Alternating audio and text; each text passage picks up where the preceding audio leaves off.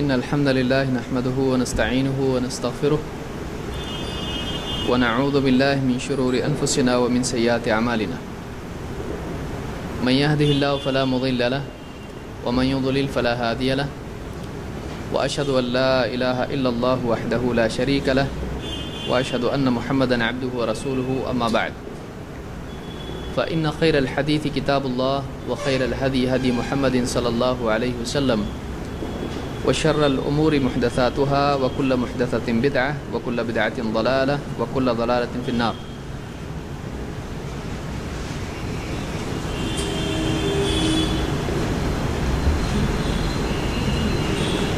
پچھلے درس میں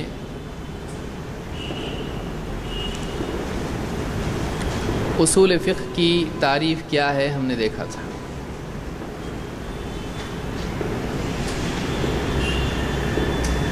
اصول فقہ یہ ہے کہ اجمالی طور پر ہم فقہ کے دلائل میں بحث کریں، یعنی اصول فقہ میں کیا ہوتا ہے کہ فقہ کی دلیلیں اجمالی طور پر اس پر گفتگو کی جاتی ہے اور ان دلائل سے کیسے استفادہ کیا جائے، مختلف دلیلوں سے کیسے نتائج اخذ کیے جائیں، یہ سکھا جاتا ہے۔ اور اسی طرح سے کون وہ شخص ہے جو واقعی ان دلائل سے استفادہ کر سکتا ہے، تطبیق اور اس میں تخصیص اور اس طرح سے جو بھی کام کرنا ہے دلائل کا کیا کرے اور کیا چیزیں کیا صلاحیتیں اس میں ہونی چاہیے، اصول فقہ میں اس پر بحث ہوتی ہے۔ آج کے درس میں ہم آگے بڑھیں گے۔ آج ہم دیکھیں گے کہ شریعت کے احکام کتنی قسم کے ہیں، شریعت کے احکام کتنی قسم کے ہیں۔ بنیادی طور پر شریعت کے احکام دو طرح کے ہیں، ایک تکلیفی اور دو وضعی۔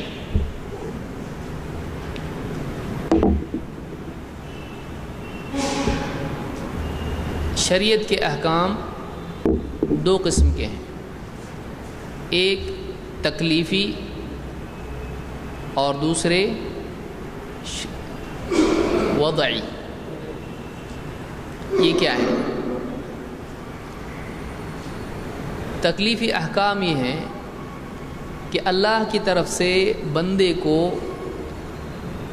کچھ چیزوں کے بارے میں بتایا گیا ہے کہ وہ یہ اس کے لیے یہ کرنا ضروری ہے یا وہ ایسا کرے، یا پھر کچھ ایسی چیزیں ہیں جس کے بارے میں اس کو منع کیا گیا ہے کہ اس نے بالکل ایسا نہیں کرنا ہے یا اس کو بچنا چاہیے، یا پھر اس کے لیے گنجائش ہے وہ کرے، اس کے لیے جائز ہے، اس کی مرضی پر چھوڑ دیا گیا ہے۔ تو بندے کو کچھ چیزوں کا مکلف کیا گیا ہے ان چیزوں کے کرنے یا نہ کرنے کے اعتبار سے، اجازت ہونے یا نہ ہونے کے اعتبار سے۔ تو ان احکام کو کیا کہیں گے؟ الاحکام التکلیفیہ۔ یہ تکلیفی احکام ہیں۔ تکلیف کا لفظ آپ سمجھ سکتے ہیں مکلف کرنے سے ہے، وہ ذمہ دار ہے کہ اس نے ایسا کرنا ہے یا ایسا نہیں کرنا ہے۔ دیکھیے دو چیزیں ہیں، ایک تو یہ کہ ایسا کرنا ہے اوپر سے حکم آیا ہے، ایک ہے کہ ایسا نہیں کرنا ہے ایسا حکم آیا ہے، تیسرا یہ کہ اس پر چھوڑ دیا گیا ہے، چاہے تو وہ کرے چاہے تو نہ کرے۔ تو بندے کے لیے اختیار کا ہونا نہ ہونا اور کوئی چیز کرنا اور کوئی چیز چھوڑنا، یہ تین حالتیں ہو سکتی ہیں، صحیح ہے؟ کتنی حالتیں ہو سکتی ہیں؟ ایک تو یہ حالت ہے، تین حالتیں ہیں۔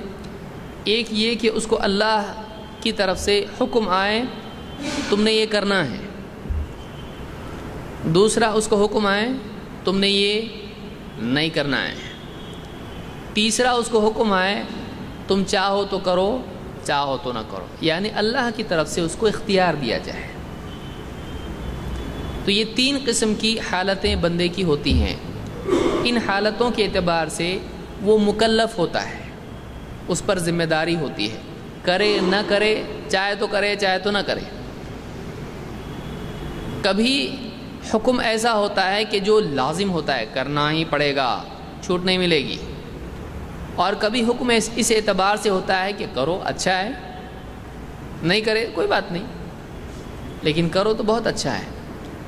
تو کرنے کے کاموں میں بھی 2 قسم کے کام ہوتے ہیں. ایک یہ کہ وہ کرنا ضروری ہے، اور دوسرا یہ کہ کرے تو بہت اچھی بات ہے. اسی طرح سے نہ کرنے کے کاموں میں، منع کاموں میں 2 قسم کے کام ہوتے ہیں. اسٹرکٹلی تم نے نہیں کرنا ہے ایسا، اور کبھی ایسا ہوتا ہے نہ کرو تو اچھا ہے، خواہ کیوں کر رہے ہو، نہ کرنا اچھا ہے. لیکن اگر کر لیا کوئی کام ایسا جو اسٹرکٹلی منع نہیں ہے، ٹھیک ہے تمہاری مرضی، لیکن اچھی بات نہیں کی تم نے. تو اس اعتبار سے کل ملا کر احکام جو تکلیفی احکام ہیں، ان کی 5 قسمیں ہیں. تکلیفی احکام کی کتنی قسمیں ہیں؟ 5 اعتبار سے بندہ کسی نہ کسی چیز کا مکلف ہوتا ہے. یہ کیا ہیں؟ کرنے کے اعتبار سے 2، نہیں کرنے کے اعتبار سے 2، اور اختیار کے اعتبار سے 1. ٹھیک ہے، 2 ادھر 2 ادھر، 1 بیچ میں. کرنے کے اعتبار سے 2 کام، 2 چیزیں کیا ہیں؟ 2 حکم جس کو ہم کہیں گے، جس کا وہ مکلف ہے، 2 ہیں. وہ کیا ہیں؟ واجب اور مستحب. واجب اور مستحب. نہ کرنے کے اعتبار سے 2 چیزیں ہیں، ایک ہے حرام اور دوسرے ہے مکروہ. حرام اور مکروہ. 3 اجازت ہے، کرے تو ٹھیک، نہیں کرے تو بھی ٹھیک، کوئی مسئلہ نہیں. وہ تیسری چیز کیا ہے جس کو ہم کہیں گے مباح، حلال یا جائز. تو کل ملا کر شرعی احکام میں، تکلیفی احکام میں کتنے احکام ہیں؟ 5. کون کون سے ہیں؟ 2 آپ پازیٹیو بولیں، 2 نیگیٹو بولیں، اور تیسرا اجازت نامہ. تو پہلے 2 کیا ہیں؟ واجب، اور دوسرا مستحب. پھر دوسرے 2 کیا ہیں؟ حرام اور مکروہ. اور تیسرا کیا ہے، یعنی 5واں جس کو ہم کہیں گے کیا ہے؟ مباح. اس سے آپ کو کیا سمجھا؟ یہ جو چیزیں ہم نے دیکھی، اس میں آپ نے کیا سمجھا، یا آپ کے ذہن میں کیا بات ہے، یا کیا سوال ہے؟ چلنے دو، نہیں تو آگے جا کے سوچیں گے واقعی کیا چل رہا ہے. ہاں، یعنی یہ 5 چیزیں ہم نے دیکھی، اس کے بارے میں آپ کے ذہن میں اب کیا باتیں پیدا ہو گئی؟ اس میں برا کیا ہے؟ یعنی معلوم پڑے گا ہم کو دین میں برا کیا ہے. دین میں برا ہے کچھ؟ ہاں ہاں،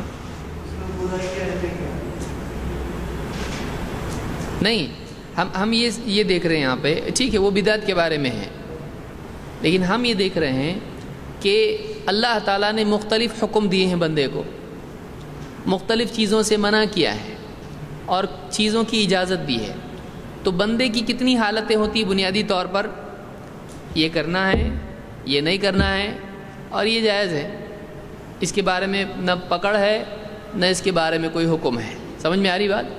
تو بندہ اپنی زندگی میں اعمال کے اعتبار سے 3 حالتوں میں ہوتا ہے جس کا وہ ذمہ دار ہوتا ہے. ہم جو بھی کرتے ہیں اس کی کوئی ایسی کیٹیگری بتائیے جو ان 5 کے باہر ہو. سمجھ میں آ رہا ہے؟ بندہ کچھ نہ کچھ کرے گا کہ نہیں کرے گا. آپ اس کے اعمال کی کیٹیگریز بناؤ اور ان اعمال کو ان کے 5 کے باہر رکھ کے دکھاؤ. بتاؤ، رکھ سکتے؟ کوئی ایسا عمل بتاؤ جو ان 5 کیٹیگریز میں سے کسی میں بھی نہیں آتا. مثال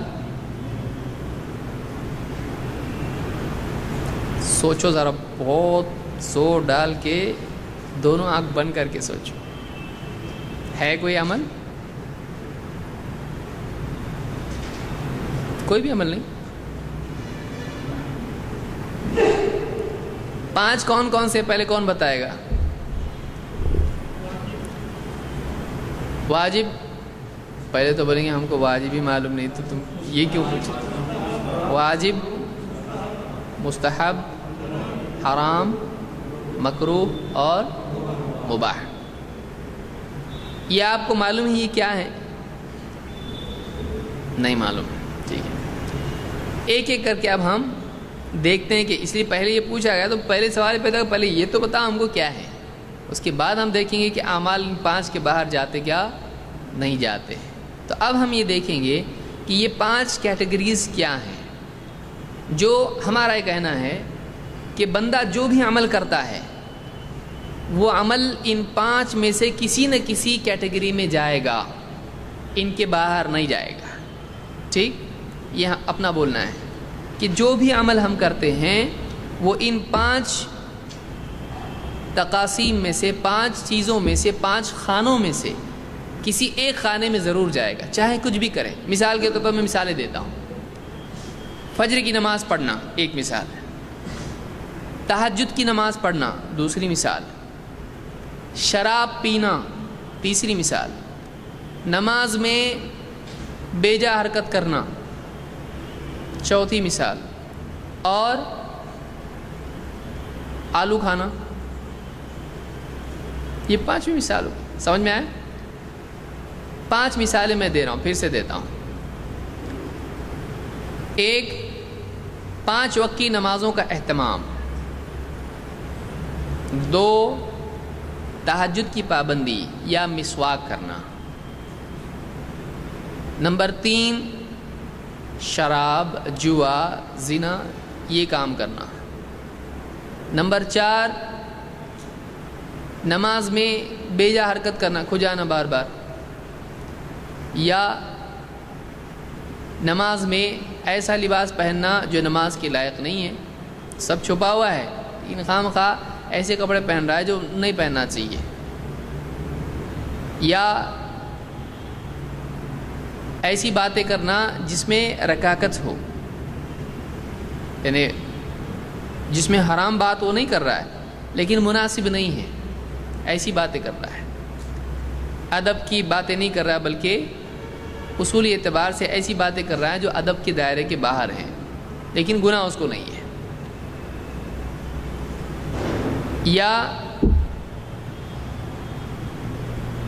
گوشت کھانا، یا ٹہلنا، یا لیٹنا۔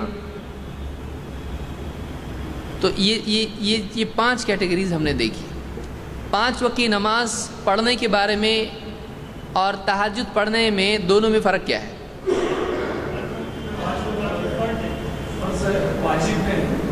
ہاں، اوکے۔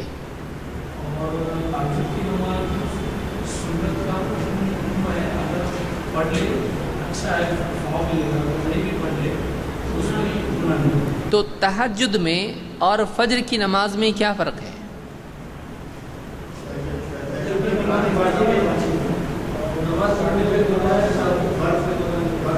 یا فجر کی 2 سنت، یا تہجد ہی پکڑیں، چلیے اب دوسری مثال کیوں دیکھیں۔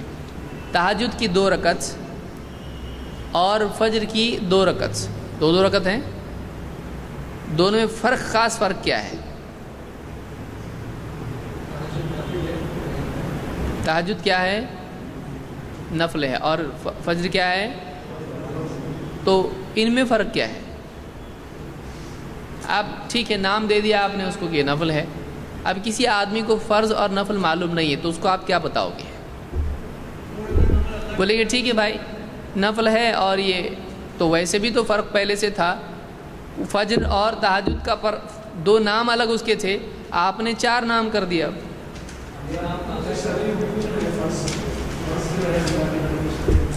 شرعی حکم ہے، یعنی تہجد اگر نہیں پڑھیں گے تو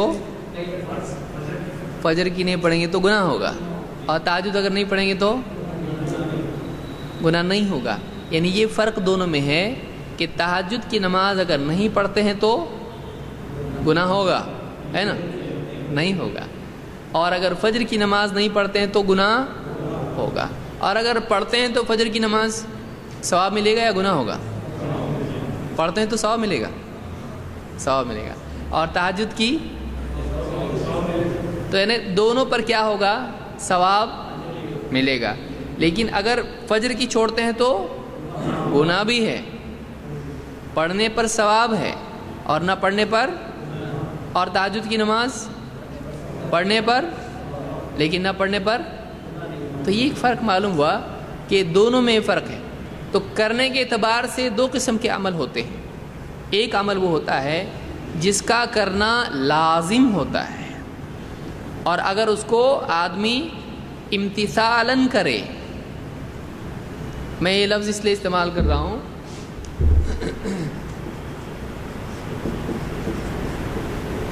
اللہ کو راضی کرنے کے لیے اللہ کے حکم کی تعمیل میں کر رہا ہے تو کیا ملے گا؟ اس کو ثواب ملے گا. مثلا کوئی آدمی نماز پڑھ رہا ہے، وہ یوگا سمجھ کے پڑھ رہا ہے کہ کسی ڈاکٹر نے بتایا آپ نماز پڑھتے، ہمارے ابا پڑھتے تھے، آپ بھی پڑھو. اگر وہ بولتا ہے کیوں؟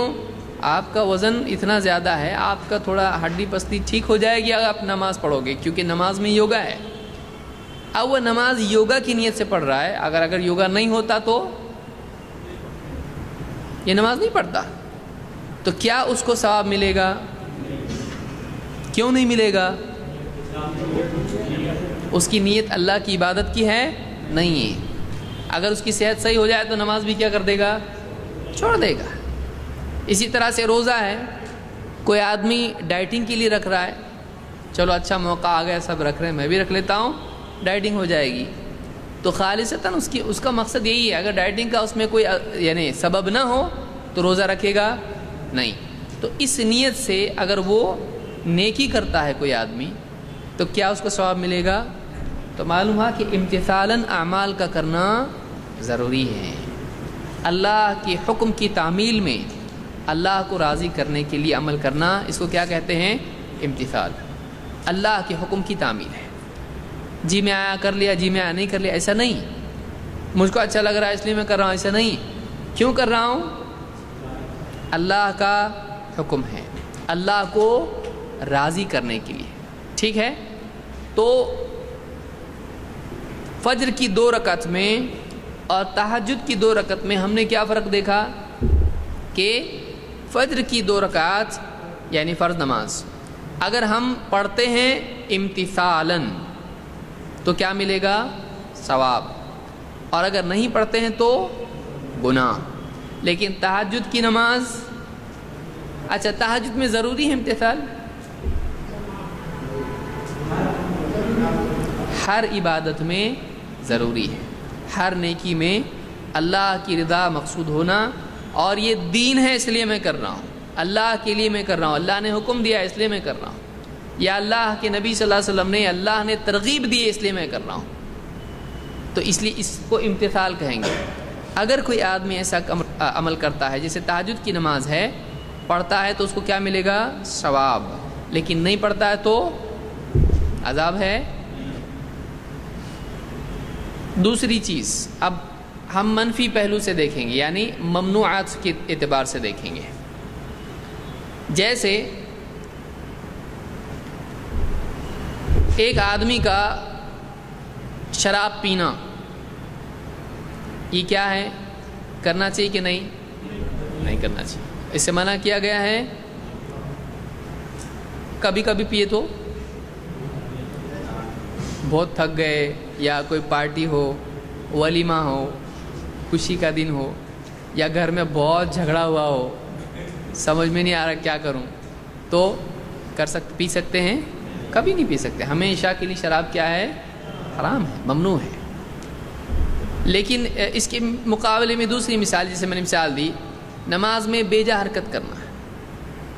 نماز میں یہاں وہاں نگاہ کا چلانا، یا اسی طرح سے یعنی ایسی حرکت کرنا جو ادب کے مروءہ کے خلاف ہے. جیسے مثال کے طور پر مجلس میں لوگ بیٹھے ہوئے ہیں, یہ پاؤں پھیلا کے بیٹھ گیا ان کے سامنے, کیا ایسا کرنا اچھا ہے؟ منع ہے. آپ بات کریں بار بار ناک میں انگلی ڈال رہے ہیں, آپ ایسا بچے کو منع کرو گے کہ کہو گے بہت اچھا کرتا رہے تو ایسا, یا تجھ کو اجازت ہے, کیا کریں گے آپ؟ منع کریں گے. بار بار ایک بچہ جو ہے تھوک باہر نکالتا ہے اور واپس اندر لیتا. بچے کیا نہیں کرتے ہیں, آپ بچوں کو دیکھیے, آپ بہت ساری چیزیں سیکھنے ملیں گی. عجیب و غریب چیزیں کرتے ہیں بچے. یا مثلا کوئی چیز کھا رہا ہے اور پھر ہاتھ میں لے رہا ہے پھر کھا رہا ہے, یا اس طرح کی کوئی بھی حرکت ہے جس میں مطلب کراہت ہے, کراہت ہوتی ہے, تو کیا ایسی چیز حرام ہے؟ سمجھ میں آ رہا ہے آپ کہ بچے کا ہاتھ پر تھوکنا بار بار, یا آدمی کا کرنا ایسا, ویسے تو آدمی کرے گا نہیں. اس طرح کی مثالیں دے رہا ہوں میں, اس کے بعد ہم دوسری مثالیں دیکھیں گے, لیکن یہ آسانی سے آپ کو سمجھ میں آئے گا کہ کوئی آدمی کہے بھائی میں اپنے بائیں ہاتھ پہ تھوکتا ہوں, تو کیا آپ اس کو کہیں گے بہت اچھی بات ہے ثواب ملے گا؟ آپ بولو گے اس کو, آپ کیا کہو گے؟ یہ مطلب اچھی چیز نہیں ہے. کیوں نہیں ہے؟ اس سے طبیعت کو کیا ہوتی ہے؟ کراہت ہوتی ہے. یہ اچھی چیز نہیں ہے, لوگوں کو برا لگے گا اس سے. یا جیسے حدیث میں اللہ کے نبی صلی اللہ علیہ وسلم فرماتے ہیں من حسن اسلام المرء ترکہ ما لا یعنیہ, آدمی کے اسلام کی خوبی یہ ہے کہ وہ ایسی چیزوں کو ترک کر دے جس سے اس کا کوئی مطلب نہیں ہے. ایک آدمی بیجا بازار میں چلا گیا, کوئی مطلب نہیں اس کا, تو ایسا کرنا اچھا ہے کہ برا ہے؟ گناہ ہے اس میں, تو ثواب ہے اس میں, تو گناہ بھی نہیں ثواب بھی نہیں, تو کر سکتا ہے ایسا. زیادہ پہلو کیا ہے اس میں, بہتر کیا ہے, کرنا کہ نہیں کرنا؟ ایک آدمی جا کے کہیں بھی ٹھہرنا منع ہے کہ آپ کا بتائیے, تو آپ چوک میں جا کے کھڑے ہو گئے, تو یہ حرام ہے؟ حرام ہے کہ نہیں چوک میں کھڑے ہونا؟ نہیں حرام. اور ثواب ہے اس میں؟ تو انہیں حرام بھی نہیں, فرض ہے کیا چوک میں جایا کرو؟ فرض بھی نہیں ہے, اور اس پہ ثواب بھی نہیں ہے. یہ حرام ہے. اب بچ گئے کتنے؟ 2 ہی بچ گئے. جائز ہے. تو اس میں اچھا اور برا پہلو کے اعتبار سے دونوں ایک دم ایکول ہیں. اس میں نہ نیگیٹو ہے نہ پازیٹیو ہے. کیا زیادہ ہے اس میں, پازیٹیو زیادہ ہے کہ نیگیٹو زیادہ ہے؟ نیگیٹو زیادہ ہے اس میں, کہ اس کے اندر کیا ہے, خیر کا پہلو کم ہے, یا اس کے اندر نقصان نہ ہونے کا پہلو کم ہے, نقصان ہونے کا پہلو زیادہ ہے. سبب وہ بن سکتا ہے کسی نقصان کا, ناپسندیدہ چیز ہے. یا آسانی سے میں سمجھا رہا ہوں, پھر ہم شرعی مثالوں کی طرف آئیں گے. تو ایسی چیز جس میں پازیٹیو پہلو کم ہو, نیگیٹو زیادہ ہو, یا ایسی چیز, اب آ رہا ہوں میں, جس کو منع کیا گیا ہو لیکن سختی سے منع نہ کیا گیا ہو, اس کے کرنے کی گنجائش رکھی گئی ہو, ایسی چیز کیا ہوتی ہے, اس کو مکروہ کہتے ہیں. تو یہ 5 قسم کی چیزیں ہوئی. تو بندے کے اعمال 5 قسم کے ہوں گے. کرو تو اچھا ہے, مت کرو نہیں کیے تو بہتر ہے, اور کرنا چاہو کرو, نہیں کرنا چاہے مت کرو. تو 5 قسم کی چیزیں ہوتی ہیں, ایک ایک کر کے ہم دیکھیں گے کیا ہے. ٹھیک, تو یہ کون سے احکام ہیں؟ 5 چیزیں کون سی کیٹیگری میں جا رہے ہیں؟ تکلیفی یا وضعی؟ وضعی بھی سمجھ لیجئے آپ, تو ایک جنرل ہم سمجھ کے تفصیلی طور پر اس کو ہم دیکھیں گے. وضعی احکام ایسے ہیں کہ مثال کے طور پر آپ کو نماز پڑھنا ہے, تو کیا نماز آپ فجر کی کب پڑھتے ہیں؟ آپ دوپہر میں 3 بجے کبھی پڑھ سکتے ہیں نا, 5 ٹائم کی نماز ہے, 5 کبھی بھی پڑھ سکتے ہیں. کب پڑھ سکتے ہیں؟ ظہر کی کبھی پڑھ سکتے ہیں, مغرب کی صبح میں پڑھ سکتے ہیں. جلدی سے, کون اتنا مر گیا تو پتہ نہیں, موت کبھی بھی آ جائے, زندگی کا کوئی بھروسہ ہے؟ اب سورج ڈوبنے تک کون رکے گا؟ صبح ہی 5 نمازیں پڑھ لو، اے اللہ سب سے پہلے میں نے پڑھا، کر سکتے ہیں؟ نہیں کرتے، نیکیوں میں جلدی نہیں کر سکتے، نہیں کر سکتے۔ مغرب کی نماز کب پڑھنا ہے؟ تو اللہ کے حکم کا سورج سے کیا تعلق ہے؟ پڑھنا ہے پڑھو، مغرب کی 5 ہے نا، تو 5 کا کوٹا کبھی پڑھ سکتے ہیں کیا؟ تو مغرب کی نماز کے لیے کیا کچھ اللہ کی طرف سے اور بھی شرط ہے؟ ان الصلاۃ کانت علی المؤمنین کتابا موقوتا، کہ نمازیں ایمان والوں پر، نماز ایمان والوں پر اس کے اوقات میں فرض ہے۔ تو آپ کو مغرب کی نماز پڑھنے کے لیے کیا دیکھنا پڑے گا؟ تو وہ آپ کے اندر ہے، آپ کے باہر ہے، ایک ایسی چیز ہے جو آپ کے کنٹرول میں نہیں ہے۔ تو آپ جب تک کہ سورج ڈوبتا نہیں ہے آپ مغرب پڑھ سکتے؟ تو مغرب کی نماز کو اللہ نے ایک اور چیز سے جوڑ دیا ہے کہ وہ دیکھو سورج ڈوبا، ٹھیک، ڈوبا تو آپ پڑھ سکتے ہیں، ڈوبا نہیں تو پڑھ سکتے۔ تو ایسے یہ کیا ہے؟ یہ وضعی احکام ہے۔ ایسے کئی احکام ہیں جن میں یہ دیکھا جائے گا کہ ایسا ہے ہاں تو اب کر سکتے ہیں، ایسا ہے نہیں ہے نہیں کر سکتے۔ تو ایسے احکام جن کو کسی اور چیز سے جوڑا گیا ہو کہ اگر وہ ہے تو یہ کر سکتے ہیں، نہیں ہے نہیں کر سکتے ہیں، تو ایسے احکام کو کیا کہتے ہیں؟ سمجھ میں آ رہا ہے؟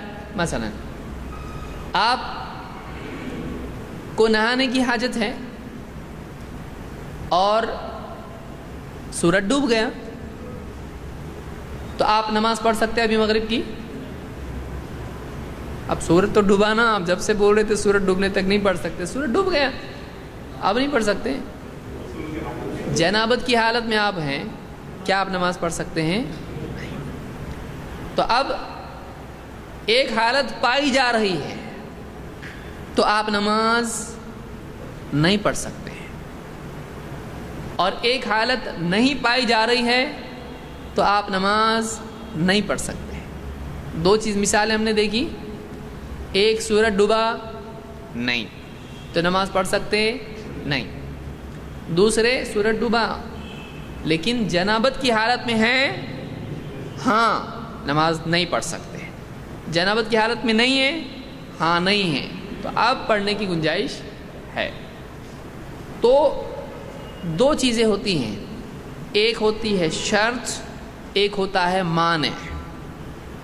شرط ایسا ہوا تو ایسا کرو تو کر سکتے ہیں، مانع رکاوٹ، نماز پڑھنے میں رکاوٹ۔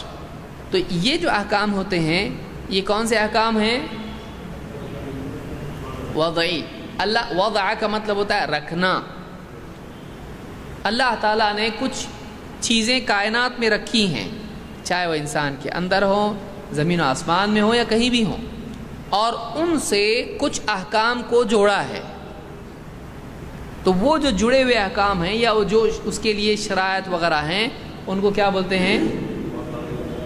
سمجھ میں آیا؟ تو احکام دو طرح کے ہیں۔ اب ہم اوپر سے آتے ہیں، وہ دو قسمیں کون سی ہیں احکام کی؟ تکلیفی اور اتنا سمجھا؟ اس میں کچھ پوچھنا ہے جو اس سے متعلق ہو؟ یہ نہیں کہ ابو جہل کے باپ کا نام کیا تھا، وہ الگ موضوع ہے، اس سے متعلق کچھ ہے؟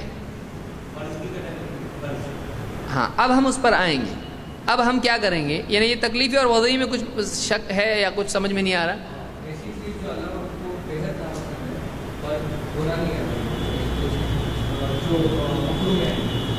جیسے آپ طلاق کی مثال دینا چاہ رہے ہیں، ابغض الحلال الی اللہ الطلاق، یہ حدیث صحیح نہیں ہے۔ سب سے ناپسندیدہ چیز جو یعنی حلال ہے اللہ کے نزدیک طلاق ہے، یہ حدیث سند کے اعتبار سے صحیح نہیں ہے۔ تو بے حد ناپسند کا مطلب یہ ہے کہ حرام ہوگا، سختی سے ناپسند ہو، کہ اللہ تعالیٰ نے سختی سے اس کو ناپسند کیا ہو۔ مکروہ ہمیشہ جائز ہوگا۔ مکروہ جائز کی وہ کیٹیگری ہے کہ کرنے پر گناہ نہیں یعنی کیا تو گناہ ہوگا اس کو، لیکن ثواب سے محروم ہو جائے گا اور ثواب میں کمی آ جائے گی. جیسے مثال میں نے کیا دی نماز میں، کیا حدیث آپ بتا سکتے ہیں نماز میں کھجانے سے نماز ٹوٹ جاتی ہے؟ نہیں، لیکن مطلب اس کے ثواب میں کیا ہوگا، کیونکہ نماز میں حرکت نہیں ہونا چاہیے، خشوع اور خضوع میں کیا ہے، ضروری ہے. تو بہرحال آگے ہم اور تفصیل سے آئیں گے.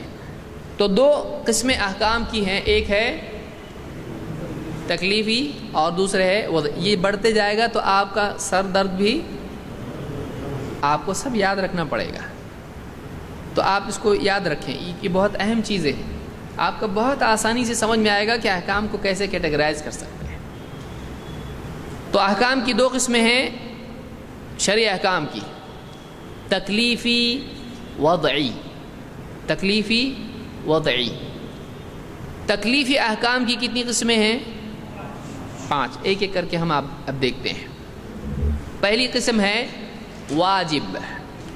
الواجب ما امر به الشارع على وجه الالزام، والواجب يثاب فاعله امتثالا ويستحق العقاب تاركه،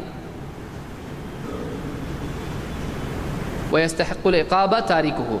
کہ واجب وہ ہے جس کا شارع نے لازمی طور پر کرنے کا حکم دیا،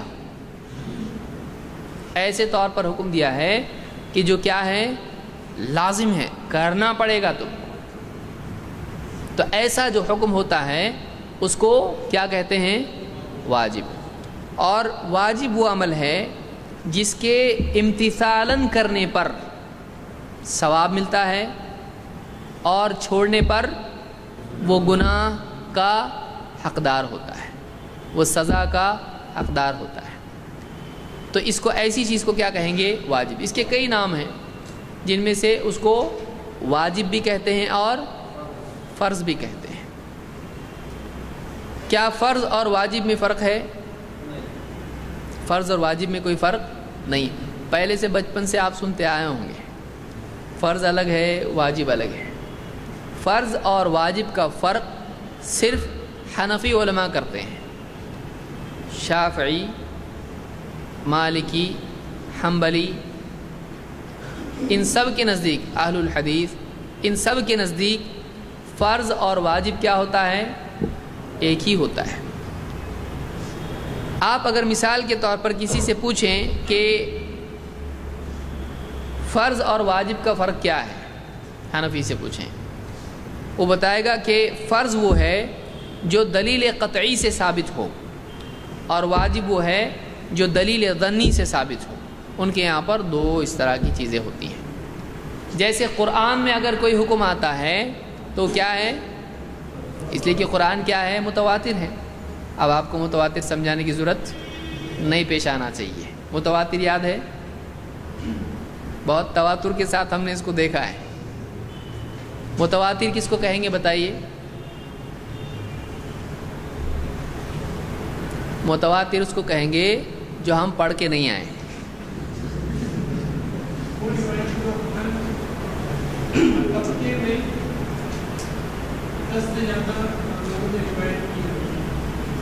ہاں صحیح.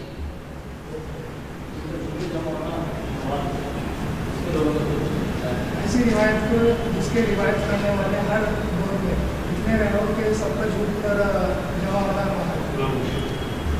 ایسی روایت جس کے ہر زمانے میں اتنے زیادہ راوی ہوں کہ عادتاً ان کا جھوٹ پر جمع ہونا محال ہو، ناممکن ہو، ہر زمانے میں زیادہ لوگ، تو اس کو کیا کہتے ہیں، متواتر.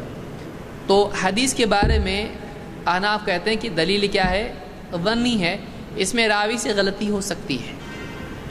تو اس وجہ سے یہ قرآن کا ویٹیج نہیں رکھتی ہے، حدیث وہ ویٹیج نہیں رکھتی ہے. جو قرآن کے اندر جو مضبوطی ہے، قوت ہے، وہ نہیں ہے. بعض روایتیں متواتر ہوتی ہیں، سب متواتر نہیں ہوتی ہیں. تو کوئی حکم اگر کسی حدیث میں آئے جو متواتر نہ ہو تو ایسا حکم فرض نہیں کہلائے گا، ایسا حکم کیا کہلائے گا، واجب. یہ کس کا کہنا ہے، حنفیوں کا، لیکن اس طرح کا فرق صحابہ کرتے تھے نہیں کرتے تھے۔ ایک آدمی بھی اگر آ کر بتا دیتا کہ اللہ کے رسول صلی اللہ علیہ وسلم کا یہ حکم ہے تو کیا وہ اس کو مان لیتے؟ کیا اس کو لازم سمجھتے؟ بالکل لازم سمجھتے۔ تو اس طرح کی تفریق کتنے لوگ بول رہے بتاؤ؟ پھر اس کے بعد وہ فیصلہ کریں گے کہ ہاں یہ قطعی ہو گیا، اب یہ فرض ہو گیا۔ ایسا ہم کو نہیں ملتا ہے، ایسا ہم کو نہیں ملتا ہے۔ تو واجب اور فرض کیا ہیں؟ ایک ہیں۔ واجب کے معلوم کرنے کے اعتبار سے احکام کئی اعتبار سے ہوتے ہیں، جیسے اللہ تعالیٰ قرآن کریم میں اگر فرماتا ہے کتب علیکم الصیام کما کتب علی الذین من قبلکم لعلکم تتقون، تم پر روزے لکھ دیے گئے جیسا کہ تم سے پہلوں پر لکھے گئے تھے تاکہ تم میں تقوی پیدا ہو۔ تو کتبہ کا لفظ جب آتا ہے کتب علیکم، تم پر لکھا گیا، کتاب اللہ علیکم، تم پر یہ لکھا جا چکا ہے، تو یہ لفظ بھی ایک قرینہ ہوتا ہے، یہ کیا ہے؟ لازم ہے۔ یا جیسے فرضت الصلاۃ، نماز فرض ہوئی، یا واجب کا لفظ آئے، وجب یا واجب اس طرح کا لفظ آئے تب بھی وہ واجب یا فرض ہوتا ہے۔ جیسے اس کی تردید کہ دونوں میں فرق ہے، اس حدیث سے بھی ہوتی ہے کہ اللہ کے نبی صلی اللہ علیہ وسلم فرماتے ہیں اذا التقى الختانان، یعنی اگر ایک آدمی کی شرمگاہ عورت سے مل جائے، ختنہ کی جگہیں دونوں کی ملاقات ہو جائے تو فقد وجب الغسل، تو غسل کیا ہو جاتا ہے؟ اذا التقى الختان الختان فقد وجب الغسل، کہ جب ختان سے مل جائے تو غسل واجب، وجب الغسل۔ آپ یہ بتائیے کہ قرآن میں غسل کا حکم ہے یا نہیں جنوبی کے لیے؟ لیکن حدیث کیا بتا رہی ہے؟ غسل کیا ہو جاتا ہے؟ تو فرض ہوتا ہے یا واجب ہوتا ہے؟ تو قرآن کے اعتبار سے تو غسل کیا ہو گیا؟ جنوبی کے لیے بیوی سے صحبت کرنے کے بعد غسل کیا ہو جاتا ہے؟ فرض ہوتا ہے، کیونکہ قرآن میں اس کا حکم ہے، حتیٰ تغتسل، اللہ نے کہا ہے نا، تو غسل کا حکم وہاں ہے، لیکن حدیث میں کیا آ رہا ہے اس کے لیے لفظ؟ فقد وجب الغسل، تو غسل واجب ہو گیا۔ تو معلوم ہوا کہ فرض واجب ہو سکتا ہے، تو اس میں کوئی فرق نہیں ہے۔ تفریق کی دلیل تفریق کرنے والے کو دینی پڑے گی۔ دونوں بھی کیا ہیں؟ ایک ہی ہے۔ یہاں پر اس میں دونوں کو ایک ہی استعمال کیا گیا لفظ، یعنی الگ لفظ سے ایک ہی چیز پر اطلاق ہو رہا ہے، یعنی دونوں کیا ہیں؟ ایک ہیں۔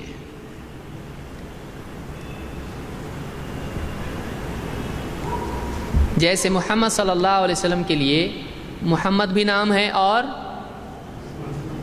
احمد بھی نام ہے، اللہ کے ناموں میں سے اللہ بھی نام ہے اور الرحمن بھی نام ہے اور بھی نام ہے۔ اب اس کی وجہ سے دو نام دینے کی وجہ سے کہے نہیں اللہ الگ ہے رحمان الگ ہے، صحیح ہے؟ محمد الگ ہے احمد الگ ہے، صحیح ہے؟ نہیں، کبھی نام ایک ہی شخص کے دو بھی ہو سکتے ہیں، اسی طرح سے ایک چیز کے دو نام ہو سکتے ہیں۔ بولے مؤذن تو حی علی الصلاۃ بول رہا ہے، ہم نماز پڑھنے جا رہے ہیں تو صلاح کون پڑھ رہا ہے؟ یہ لو نیا نکتہ، مؤذن کائے کے لیے بلا رہا ہے؟ حی علی الصلاۃ، وہ صلاۃ کی طرف بلا رہا ہے، اور امام صاحب کیا بولے؟ نماز پڑھ لو بھائی وقت ہو گیا ہے۔ تو امام صاحب نے صلاۃ تو نہیں پڑھائے، نماز پڑھائے، تو صلاۃ کا حکم کہاں گیا؟ تو کیا ایسا ہی ہوگا؟ نہیں، بلکہ ایک چیز کے نام لوگ کئی نام اس کو دے دیتے ہیں، بعض اوقات تو شرعی نام ہوتا ہے، بعض اوقات شرعی نام نہیں بھی ہوتا ہے، تو اس سے وہ چیز بدل جاتی ہے؟ نہیں،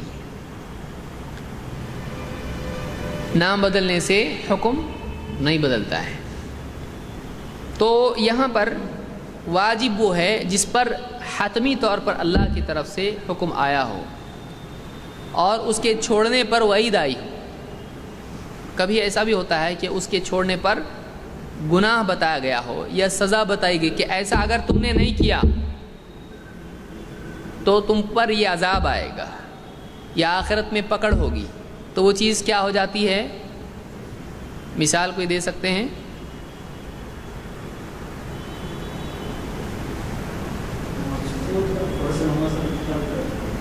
فرض نماز کا ترک کر دینا۔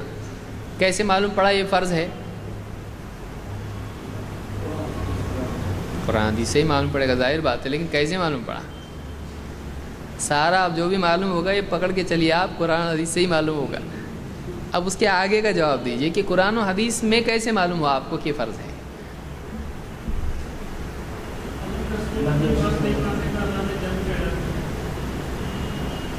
وہ اجمالی دلیل ہوئی، تفصیلی نہیں ہے، تفصیلی دلیل ہے۔ دیکھیے فقہ کے بارے میں تفصیلی دلیل ہوگی یا اجمالی؟ اگر آپ کہتے ہو کہ واجب نہ کرنے پر گناہ گار ہوگا تو وہ دلیل صحیح ہے، اللہ اس کے رسول کی نہیں ماننے پر جنگ کا اعلان ہے، تو وہ کوئی بھی بات نہ ماننے پر ہے، تو وہ کس کی دلیل ہے؟ واجب کی دلیل ہے کہ واجب لازم ہوتا ہے، لیکن نماز لازم ہے۔ فلا صدق ولا صلی، تو یہاں پر ولا صلی اللہ نے کہا، نماز نہیں پڑھی اور اللہ نے اس پر ڈانٹ دی ہے، تو اس کی مطلب یہ معلوم ہوا کہ نماز کیا ہے؟ لازم ہے۔ یا ان الصلاۃ کانت علی المؤمنین کتابا موقوتا، ابھی آئی تھی دلیل کہ نماز ایمان والوں پر اپنے اوقات میں کیا ہے؟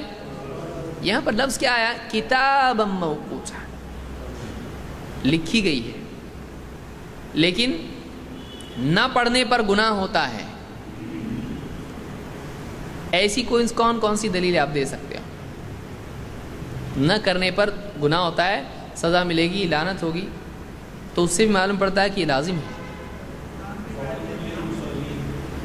فویل للمصلین الذین هم عن صلاتهم ساہون، ایسے نمازیوں کے لیے بربادی ہے جو نماز سے غافل ہیں، اپنی نمازوں سے غافل ہیں، یعنی نمازوں کو ان کے اوقات پر نہیں پڑھتے ہیں، لاپرواہی کرتے ہیں۔ تو معلوم ہے کہ نماز کے بارے میں لاپرواہی کرنا کیا ہے؟ گناہ ہے، گناہ ہے۔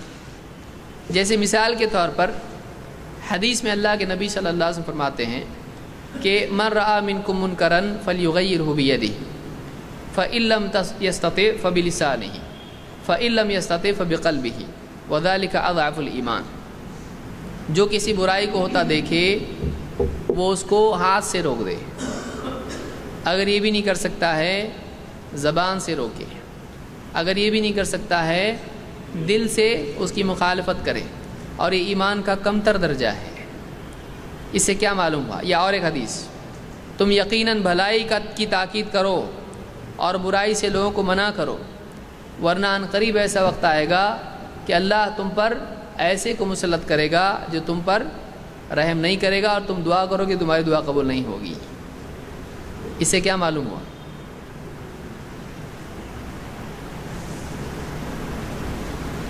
امر بالمعروف اور نہی عن المنکر کیا ہے؟ لازم ہے۔ اس سے ایمان میں فرق پڑتا ہے، اس سے اللہ ناراض ہو کر دعائیں قبول کرنا روک دیتا ہے۔ تو یہ چیز نہیں کہ تو بھی چلتا والی ہو سکتی ہے جس پر سزا مل رہی ہے۔ بھائی آپ کو اگر کوئی چیز تم نہ کرو تو کوئی پرابلم نہیں ہے، اور نہیں کیا تو سزا بھی دے دی، تم تو پہلے بتائے تھے ہم کو کوئی پرابلم نہیں، پھر سزا کیوں دی؟ سمجھ میں آ رہی بات؟ کہ کسی چیز پر جب اختیار ہو نہ کرنے کا تو سزا دی جا سکتی ہے، لیکن جب اختیار نہیں ہے چھوڑنے کا تب وہ چیز کیا ہو جائے گی؟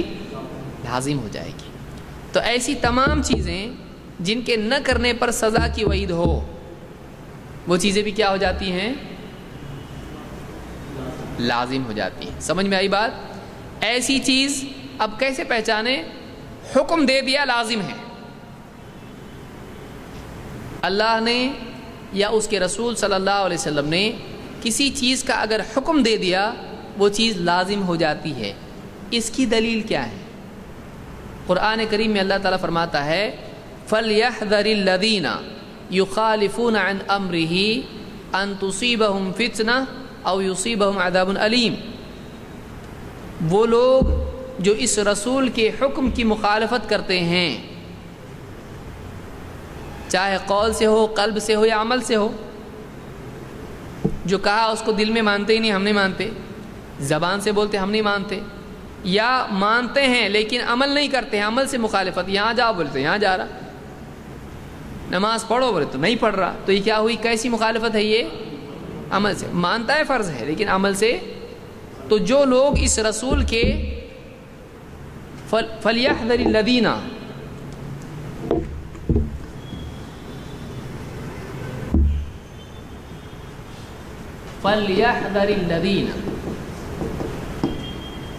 يُخَالِفُونَ عَنْ أَمْرِهِ أَنْ تُصِيبَهُمْ فِتْنَةٌ أَوْ يُصِيبَهُمْ عَذَابٌ أَلِيمٌ.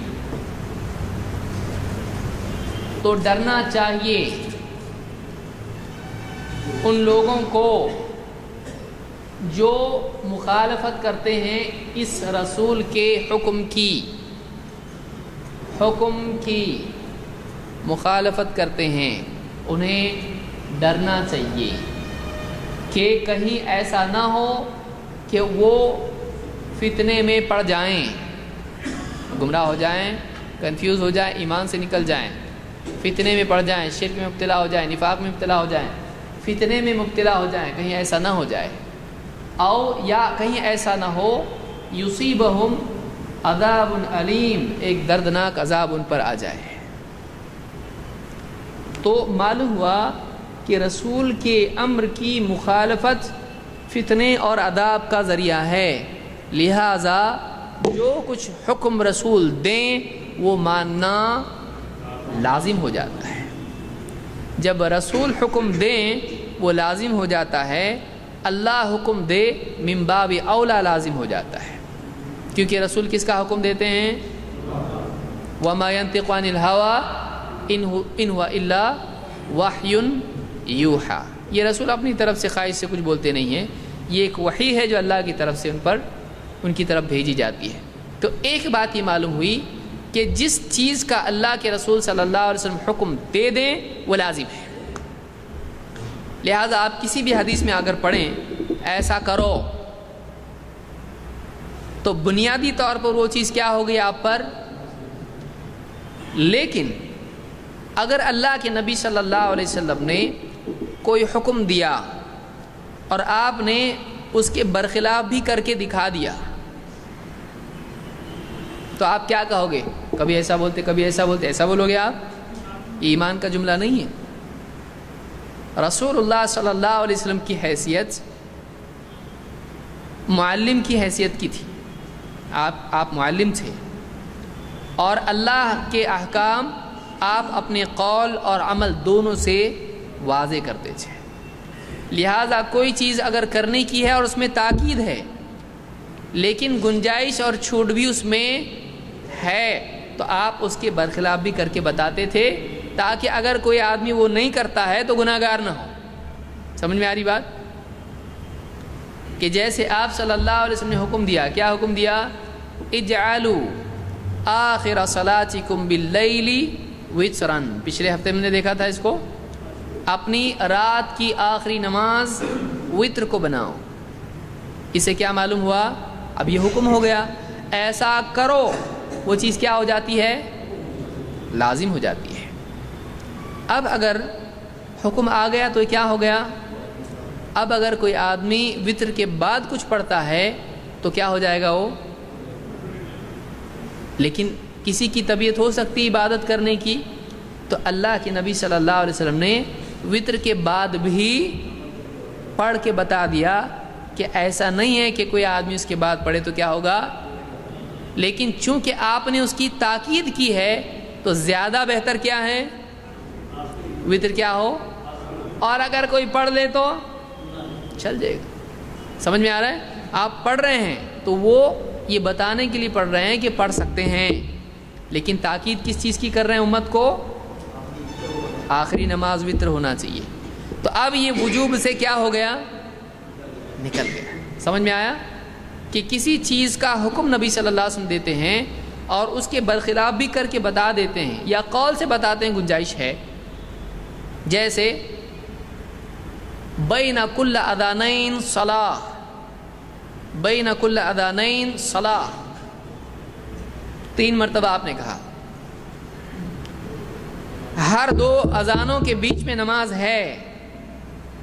ہر دو اذانوں یعنی اذان اور اقامت یہ دونوں کیا ہوتی ہیں؟ اذان اس کو کہا جاتا ہے.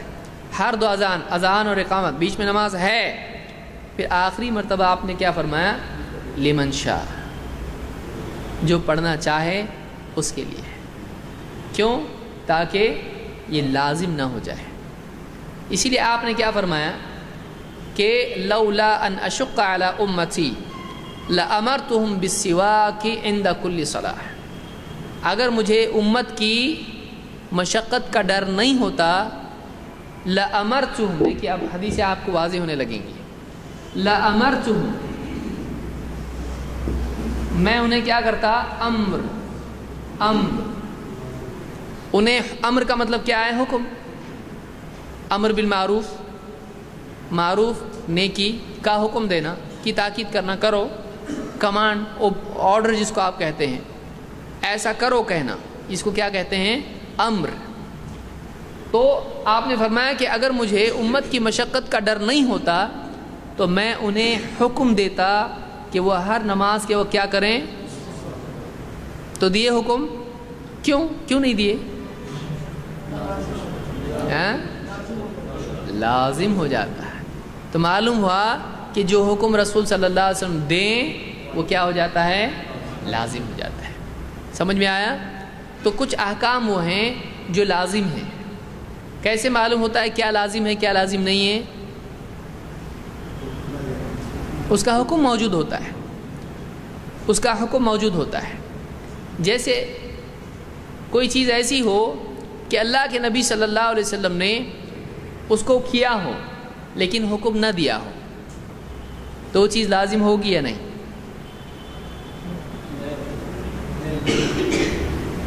لازم ہوگی کہ نہیں؟ جس چیز کو آپ نے کیا ہو لیکن اس کا حکم نہ دیا ہو تو وہ لازم ہوتی ہے؟ نہیں ہوتی ہے. یہ اصول اس میں ہے کہ رسول صلی اللہ علیہ وسلم حکم دیتے ہیں تو لازم ہوتی ہے. لیکن جیسے چاش کی نماز ہے تو آپ صلی اللہ علیہ وسلم پڑھتے تھے اس کو.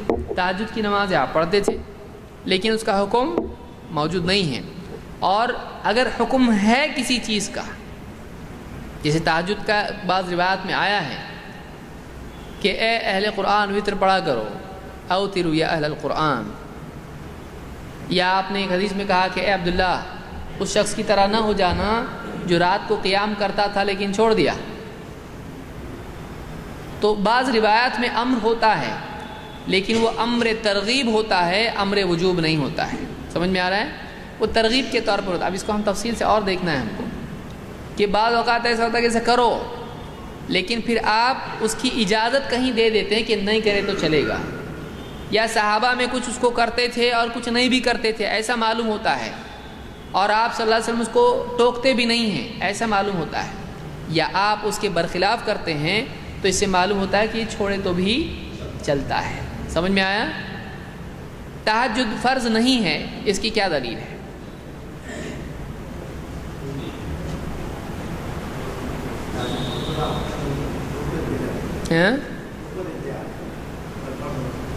میں بتایا نا حکم ہے.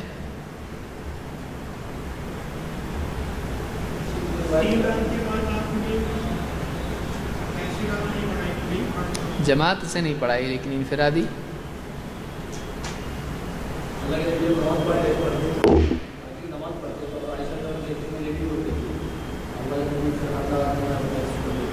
ایک دلیل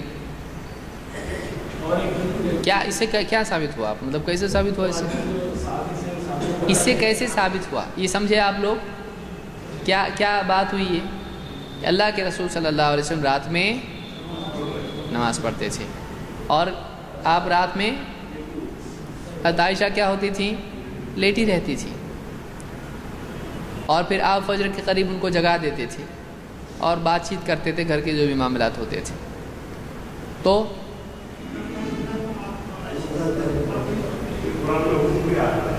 اس سے لازم کہاں آتا ہے کہ وہ نہیں پڑھتی تھی؟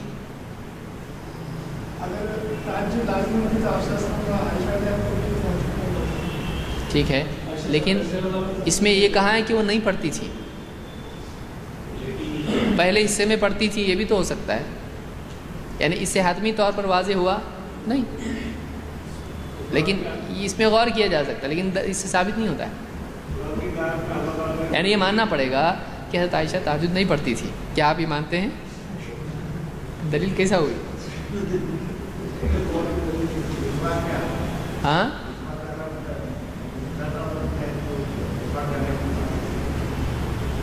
جو تہجد کی بات کر رہے ہیں ہم لوگ، مسواک کی نہیں۔ سوال کیا گیا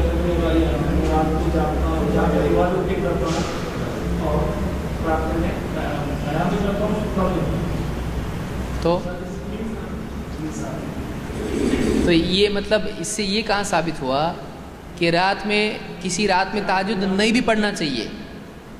یہ ہے کہ پوری رات اس کا پس منظر کیا ہے، پوری رات جاگوں گا، سوؤں گا نہیں، تو رات کا ایک حصہ سو کے ایک حصہ عبادت کرنا اس میں ہے، یہ کہا ہے کہ مت نہیں پڑھ سکتا ہے۔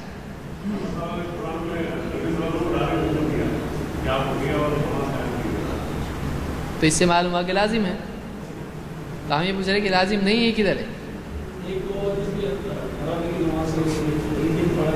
مصیبت ہو رہی نا، تہجد بھی آ رہی ہے کیا گلے میں؟ ہاں 3 دن آپ نے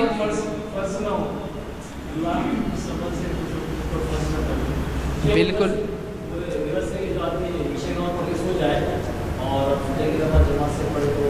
بالکل دیکھیں، یعنی یہ تفقع ہے کہ دلائل میں غور کرنا اور واقعی سے مطلب لینا ہے کہ ایک آدمی اگر رات میں عشاء کی نماز جماعت سے پڑھتا ہے اور فجر کی نماز جماعت سے پڑھتا ہے، اس کو پوری رات عبادت کرنے کا ثواب ملتا ہے۔ یہ ایک دلیل ہو سکتی ہے، لیکن اس میں یہ نہیں ہے کہ وہ چھوڑ سکتا ہے۔ تو کیا کریں گے آپ اس کا جواب کیا دیں گے؟ اس کو پکڑیے، اس دلیل پہ بات کیجیے، یعنی اس کو رات بھر کا ثواب مل رہا ہے، تو اگر وہ عبادت کرتا تو ملتا، لیکن اس کو یہ ثواب عبادت کر کے مل رہا ہے یا نہیں کر کے؟ نہیں کر کے مل رہا ہے، اس کو سمجھ میں آ رہا ہے؟ اس میں عبادت کا تذکرہ نہیں، اور وہ رات بس یہ 2 جماعتوں کا اہتمام کر لے تو رات بھر کا ثواب ملتا ہے اس کو، ایسا اس میں، چاہے پھر وہ رات میں پڑھے یا نہ پڑھے۔ ہاں دونوں پڑھے گا تو شرط کے ساتھ ہے۔ اور کوئی دلیل ایک دم واضح؟ اس سے حدیث پڑھنے کا شوق آپ کو پیدا ہوگا کہ واقعی کیسے حدیث میں مطلب ڈھونڈتے ہیں، کہاں دلیل یاد رہنا چاہیے ہم کو۔ کی ایک حدیث ہے جہاں پہ وہ روزانہ تہجد پڑھا کرتے تھے اور لوگ جمع ہو جاتے تھے ان کے ساتھ، پھر وہ کچھ دن وہ رک گئے، باہر نہیں آئے اور وہ سے بچے رہے۔ یہ ثابت کرتا ہے کہ اگر وہ فرض ہوتا، واجب ہوتا تو حضور پاک صلی اللہ علیہ وسلم کو بالکل سامنے آتا۔ یہ تب دلیل بن سکتی ہے، کیا یہ دلیل بن سکتی ہے؟ تہجد لازم نہیں، کیوں نہیں بن سکتی؟ ٹھیک ہے، تو یہاں یہ بتائیے کہ یہ کیوں دلیل نہیں بن سکتی ہے، یا اس میں کیا شبہ پیدا ہو سکتا ہے؟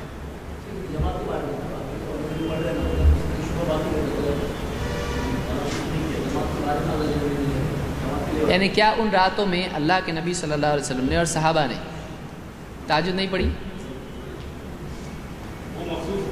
تو پھر آپ نے چھوڑا کیا؟ تو پھر تہجد چھوڑنے کی دلیل ہے کیا اس میں؟ سوچو سوچو سوچو، اس میں ہے دلیل؟ ہاں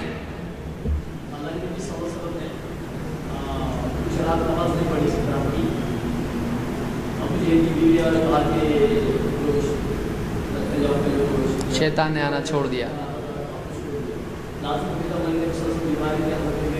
بالکل صحیح، سمجھ میں آئے کہ بعض راتوں میں آپ نے بیمار ہونے کی وجہ سے نہیں پڑھی اور آپ نے قرأت نہیں کی، کیونکہ آپ جہراً قرأت کیا کرتے تھے عام طور سے، تو ابو جہل کی بھی ام جمیل آ کے کہنے کیا تمہارے شیطان نے تم کو چھوڑ دیا کیا؟ اس پر سے آیتیں نازل ہوئیں۔ اس میں کوئی یہ کہے کہ یہ تو عذر کی وجہ سے تھا، بیمار تھے اس لیے، کیا مصیبت ہے، پیچھا ہی نہیں چھوڑ، تو کیا کہیں گے؟ جواب دے سکتے ہیں آپ لوگ. 2 دلیلیں تو ایسی چھوڑ دیا آپ کی تھی وہ تو گیا وہ. ہاں اس میں نہیں پڑے ایسا کہاں ہے؟ سمجھ میں آپ کو کوئی آدمی جب واقعی دلیل دینے کا موقع ہے تو ایسا ہو سکتا ہے. اب ایسا بتاؤ.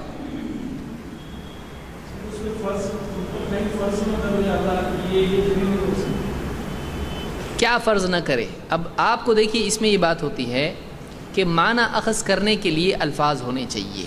یہ بات سمجھ میں آئی؟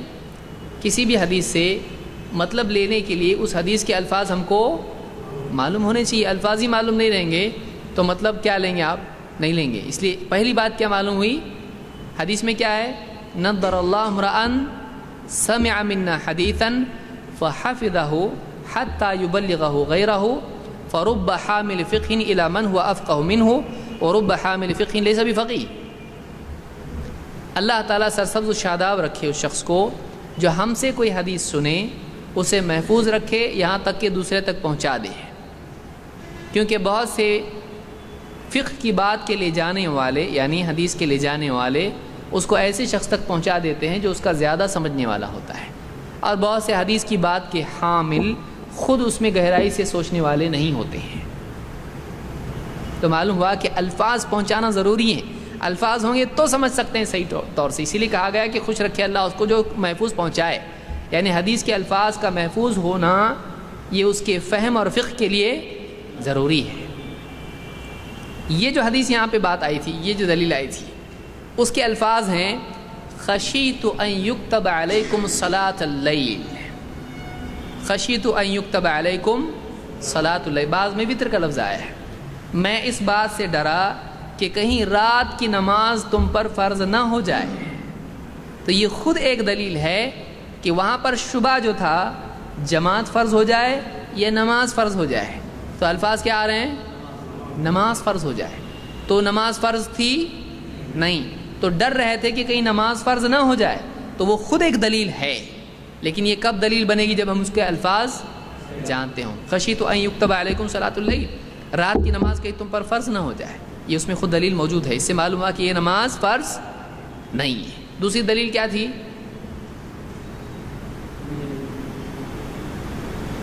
ام جمیل کی نہیں, ہاں وہ ایک دلیل ہے. ایک اور دلیل لیجئے. ہاں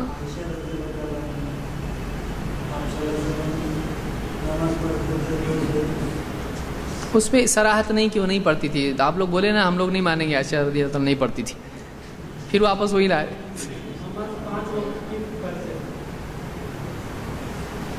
یہ تہجد فرض نہیں کی دلیل کیا ہے؟ دیکھیے اللہ کے نبی صلی اللہ علیہ وسلم کے پاس ایک شخص آیا. اس نے آپ سے کہا کہ آپ کا بتانے والا ہمارے پاس آیا تھا اور اس نے ہم کو بتایا کہ 5 وقت کی نمازیں اللہ نے ہم پر فرض کی ہیں. تو کیا یہ صحیح ہے؟ اس نے قسمیں دے کر, مختلف روایت اس میں آئی ہیں. تو اس کے علاوہ میرے اوپر کچھ ہے کیا؟ 5 وقت کی نمازیں ہیں. آپ نے کہا ہاں. اس نے سچ کہا. کہا کیا اس کے علاوہ اور مجھ پر کچھ لازم ہے؟ آپ نے کہا نہیں, الا ان تطوع, الا یہ کہ تو اپنے طور پر پڑھے, اس کے علاوہ تجھ پر فرض کچھ ہے؟ تو معلوم ہے کہ 5 وقت کی نمازیں کیا ہیں, اور کوئی وقت ایسا نہیں ہے کہ اس وقت کی نماز بھی فرض ہو. اور تہجد کون سے وقت کی نماز ہے؟ اس کا نام کیا ہے؟ صلاۃ اللیل. صحیح نا, قیام اللیل, صلاۃ اللیل. وہ کیا ہے؟ لازم ہے نا. پھر آگے ادھر ہی تو لازم نہیں ہے, 5 وقت کی نمازیں فرض ہیں. یا یہ اس دلیل سے کیا معلوم ہوا؟ 5 فرض ہے, اس کے علاوہ فرض نہیں. اگر یہ 6ٹھی نماز بھی ہوتی تو آپ بولتے یہ بھی فرض ہے. وہ آدمی مکہ میں آیا تھا یا مدینہ میں؟ اور ہم کو کیا معلوم؟ وہ مدینہ میں آیا تھا, کیونکہ آپ نے آدمی بھیجا تھا. مدینہ کی روایت سے.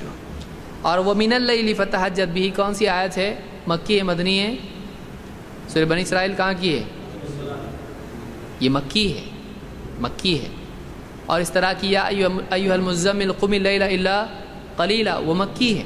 تو اس سے معلوم ہوا کہ یہ جو امر ہے یہ امر وجوب نہیں ہے. اگر یہ لازم ہوتا تو ایسا نہیں ہوتا. یعنی آپ صلی اللہ علیہ وسلم بتاتے کہ 5 نمازوں کے علاوہ بھی ایک نماز ہے جو کیا ہے فرض ہے. سمجھ میں آیا؟ ایسی اور بھی دلیلیں آپ کو مل سکتی ہیں جس میں معلوم ہوتا ہے کہ یہ نماز لازم نہیں. یہ ایسا ہم کو دیکھنا پڑتا ہے تب جا کے ہم کسی چیز کے بارے میں نتیجے پر پہنچتے ہیں یہ لازم ہے یا نہیں ہے. ٹھیک ہے، آج کے لیے میں سمجھتا ہوں اتنا کافی ہے. مزید اس پر گفتگو ہم اگلے ہفتے کریں گے.